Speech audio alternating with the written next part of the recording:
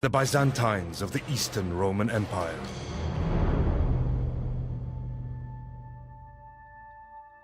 In an audacious move, taking on both empires at once, he launched the Muslim conquests. But crucially, he gave his men orders to preserve, not destroy.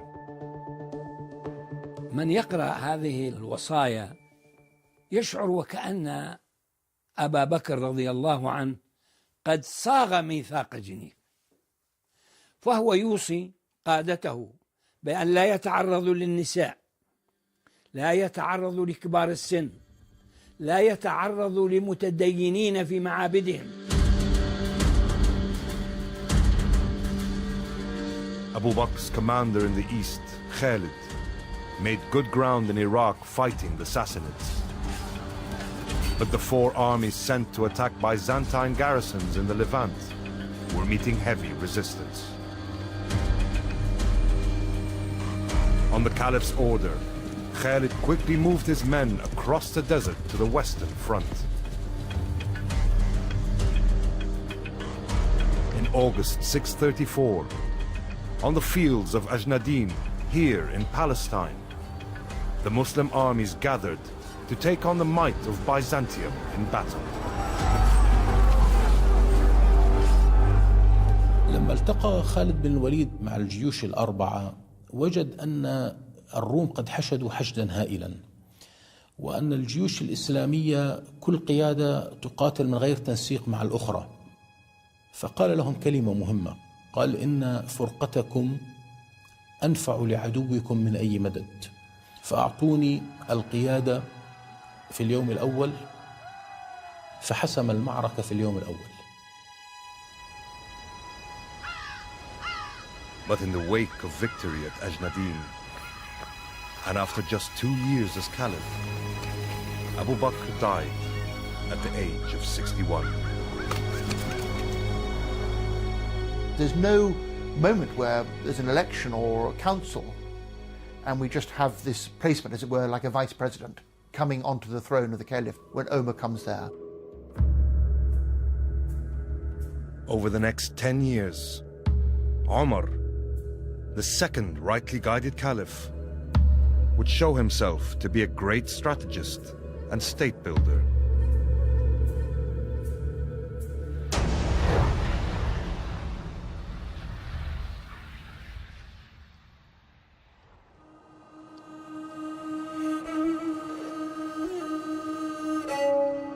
A few days after he became Caliph, Omar's armies, once more under Khalid, conquered Damascus.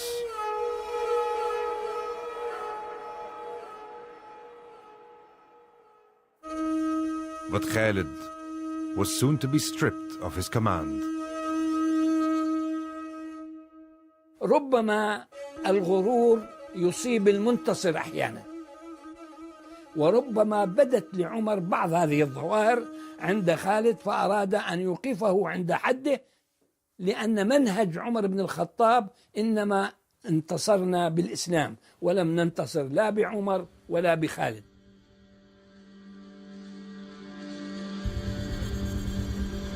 After 2 years, the Caliph would recall this brilliant commander to the battlefront once again.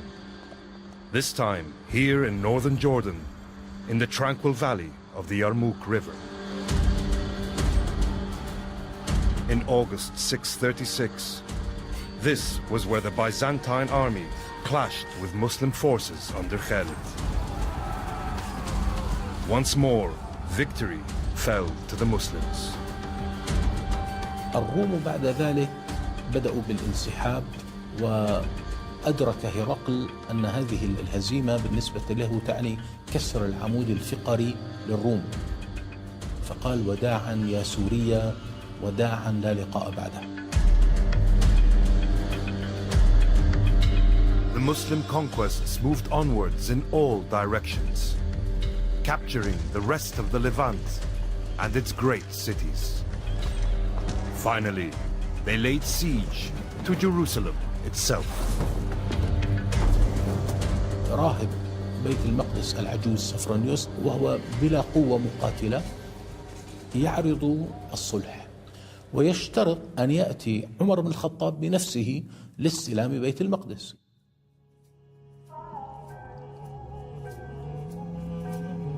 Jerusalem's significance lay, as it still does today, in its position as a holy place for the three great monotheistic religions: Judaism, Christianity, and Islam. Only for Jerusalem was Omar prepared to make his first and last journey as Caliph.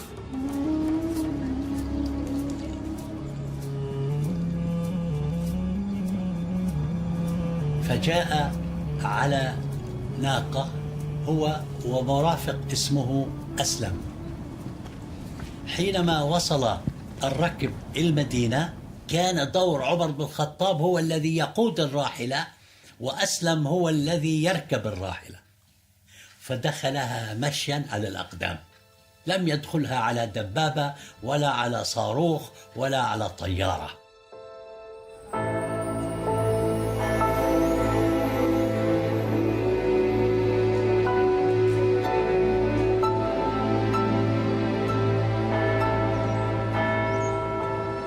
Sophronius the Patriarch welcomed Umar, gave him the keys of the city, and then told him to come and pray in the Holy Sepulchre, the holiest church of Christendom. Umar said, "No, I will not pray here." And when the Patriarch asked why not, he says, "Because if I pray here, then after me, Muslims will come and want to pray here, and they'll take this church from you, and I want you to have this church."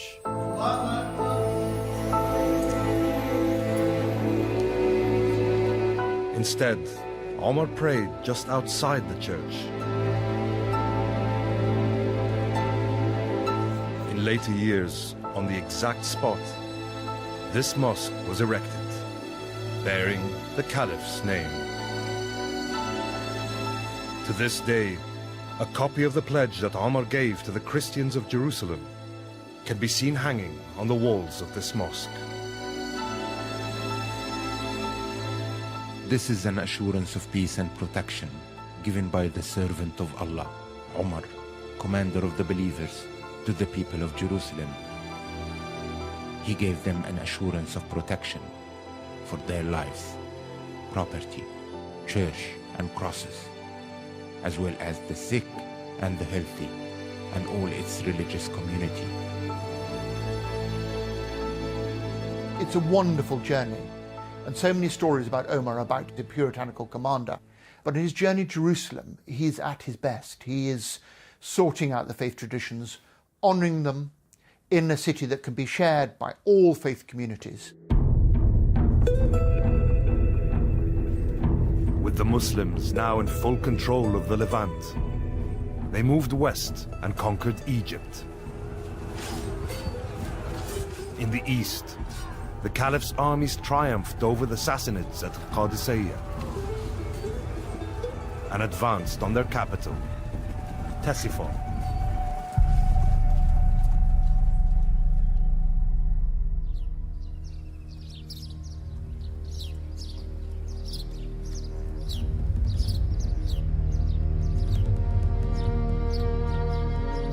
At the time, the largest city in the world, all that remains today of Ctesiphon is the Arch of Khusru, once the throne hall of Persian emperors.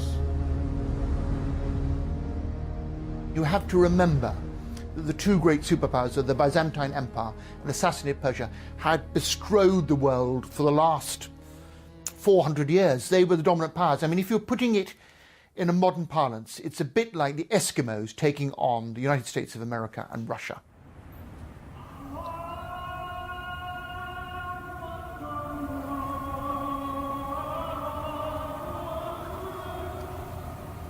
In October 644, at the height of his powers, and while leading the Fajr, dawn prayers, Omar was assassinated by a disaffected Persian slave.